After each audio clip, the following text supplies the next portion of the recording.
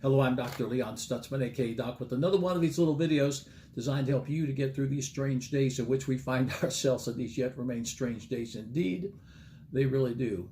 There is an appointed time. What's that all about?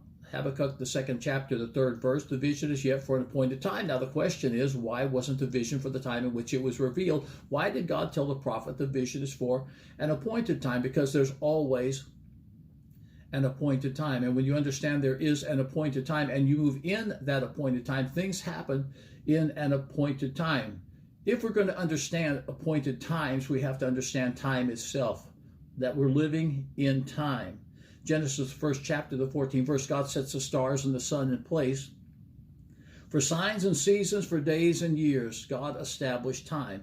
In the beginning, there was no time. Now, God has established time, and you and I are living in time. But time is relative. That's Einstein's theory of relativity, by the way. The time is not moving forward. Time actually moves forward, backwards. Time moves fast. Time moves slow. Time is all relative. My aunt is a part of our church services every Sunday out in Oregon at 7 o'clock in the morning. But the services begin at 10 o'clock in the morning, 10 o'clock Eastern Daylight Time. She's watching on Pacific Coast time. Because time is relative. Time passes quickly, time drags slowly. If you're anticipating something, it seems like it's never going to get here. If you're dreading something, it seems like you're rushing toward it. Time is all relative. I wore a Rolex watch for years, and I always said when I was wearing a Rolex watch, the beauty of a Rolex is you never know what time it is because they really don't keep very good time. Ecclesiastes, the 3rd chapter, the 1st verse says, to everything there's a season and a time to every purpose under heaven. And then there's 16 contrasting things that have to do with time. Because time is the stuff that life is made out of, which is why you don't want to find yourself sitting on the dock of the bay wasting time. The tragedy of Otis Redding is he recorded that great song, Sitting on the Dock of the Bay, 3 days before he was killed. You don't want to waste your time. You don't know the times of your life. That's why the Bible tells us in Ephesians 5, verse 16, redeeming the time because the days are evil. Time is the stuff that life is made out of. Now, God doesn't exist in time. God exists out of time because in eternity in the beginning, there was no time. Before God created time, there was no time. God exists outside of time, and that can be a problem. Have you ever wondered if God was going to be on time?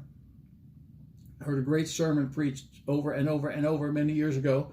He's never late, he's always right on time. But sometimes it seems like a long time until you get to your appointed time, but there's always an appointed time. God exists outside of time. Isaiah 43, verse 13, God said, yea, before the day was, I am he, and there's none that can deliver out of my hand. I will work, and who will hinder? Before there was time, God existed outside of time, but he said he's working inside of time to bring you to an appointed time. You ought to say that out loud right now. I have an appointed time. And as you move toward that appointed time, you're going to see God do supernatural things in your life. There's always an appointed time. Job asked God this question, are your days as the days of man? Are your years as a man's days? Job, the 10th chapter, the 5th verse. Are your days like our days? Are your hours like our hours? And the answer is absolutely not, because God is still God. That's why God's called the Ancient of Days in Daniel, the 7th chapter, the 9th verse, because God exists outside of time. We're in time, God is outside of time, but there is an appointed time. Does God keep a calendar? If you listen to the Bible prophecy preachers, most of whom are wrong, if you listen to the Bible prophecy preachers, you would think that God has a big calendar up in heaven. He's just marking off the days till Jesus is going to come back. Does God have a calendar? I don't think so. No, the disciples asked Jesus a question in the book of Acts, the 1st chapter, the 6th, 7th verses.